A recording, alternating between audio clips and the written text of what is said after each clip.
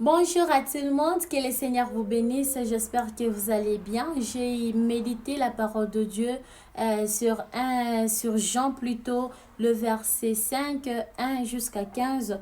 Vous allez trouver cette histoire qui m'a beaucoup touchée et j'espère que quelqu'un sera touché aussi au travers ces messages puissants. Alléluia, que Dieu vous bénisse. Alors aujourd'hui, je vais parler du thème Je ne personne mais Dieu ma vie. Et je ne serai pas longue, je serai brève.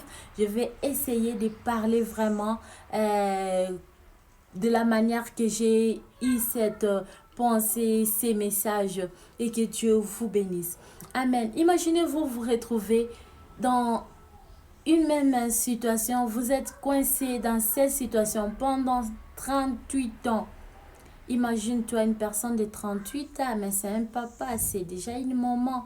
Donc, c'est une personne adulte. 38 ans, passé à la même place. 38 ans, tu n'as personne pour venir t'aider. 38 ans, tu pleures. Tu es là, allongé sur ton lit. Toute le souffrance, tu ne sais pas comment manger, je ne sais pas si c'est lavé. Donc 38 ans, tu te trouves dans cette situation. Ce n'était pas facile.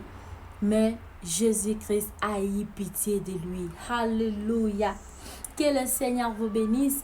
Comme je venais de dire, c'est dans Jean 5, 1 jusqu'à 15. Si vous avez le temps, méditez sur la parole de Dieu. J'aimerais dire à quelqu'un qui a traversé pendant plusieurs temps, pendant plusieurs années, dans une même situation, tu te dis, est-ce que ça peut changer? Est-ce que moi encore, il y a l'espoir? Il y a encore de l'espoir sur ma vie? Est-ce que je peux encore espérer? Oui, mon frère, ma soeur, tu y as droit d'espérer.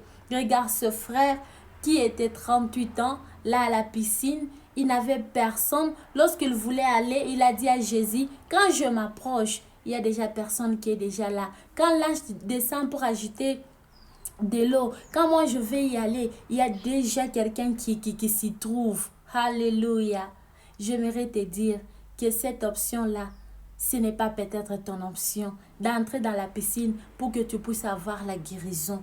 Mais j'aimerais parler que la grâce de Dieu peut faire la chose, peut faire quelque chose de la manière différente que d'autres personnes.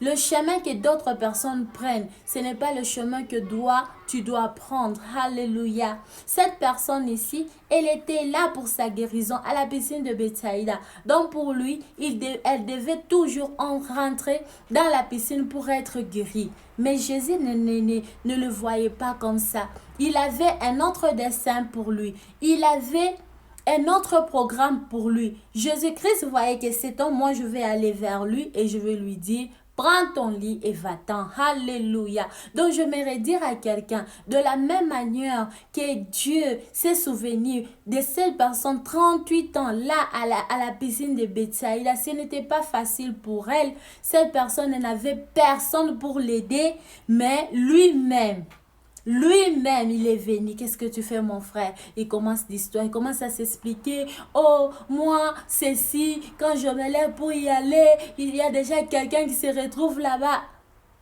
Donc, il ne savait même pas. Il était devant qui? Devant lui-même, le guérisseur. Alléluia. Donc, j'aimerais dire à quelqu'un qui n'a plus l'espoir, à quelqu'un qui n'y croit plus pour sa situation, que ça peut changer. J'aimerais te dire que ça va changer. Ma soeur, mon frère, la façon que Dieu agit avec d'autres personnes, ce n'est pas la même manière que Dieu va agir avec toi. Parce qu'il est, on l'appelle Baal Pérasil en hébreu, donc il a multiples chemins, il a multiples façons qu'il agit. Quelles que soient les années que tu as pris, j'aimerais te dire, ne t'inquiète pas. Crois seulement, abandonne-toi seulement en Dieu et Dieu connaît il connaît comment il va faire des choses avec toi. Dieu connaît dans quel chemin il est en train d'utiliser pour que toi tu puisses voir ta guérison, pour que toi tu puisses être délivré, pour que toi tu puisses commencer une nouvelle histoire, que tu puisses commencer un nouveau chapitre de ta vie. Que le Seigneur vous bénisse. C'est ce message-là que je voulais parler à quelqu'un Tu te dis, je suis coincé dans cette situation plusieurs années. Il n'y a plus d'espoir encore pour moi. Mais j'aimerais te dire, il y a encore de l'espoir pour tout celui qui respire, pardon. Que le Seigneur vous bénisse. Soyez bénis. Prenez la parole de Dieu, méditez-la. Et quand vous lisez la parole de Dieu, il y a la puissance qui accompagne cette parole. C'est pas encore fini. Tu n'as pas personne. Tu n'as plus de oncles. Tu n'as plus de tantes. Tu ne peux pas compter sur qui que ce soit. Ta mère est déjà morte. Ton papa, peut-être, je ne sais pas, il est là, mais il ne peut pas t'aider. Laisse-moi te dire, le vrai aide, c'est seulement Dieu. Le vrai aide, c'est seulement quand Jésus-Christ, lui, il vient. C'est quand tu reçois la délivrance pour toujours. Parce que lui, il t'aide dans tout le domaine de ta vie. Il t'aide dans tous les départements de ta vie. Parce que lui, il ne laisse rien à côté. Donc, cette personne-là, elle a changé sa vie pour toujours. J'aimerais dire à quelqu'un, sois fort, continue à croire que Jésus est vivant et il va t'amener loin. Que Dieu vous bénisse.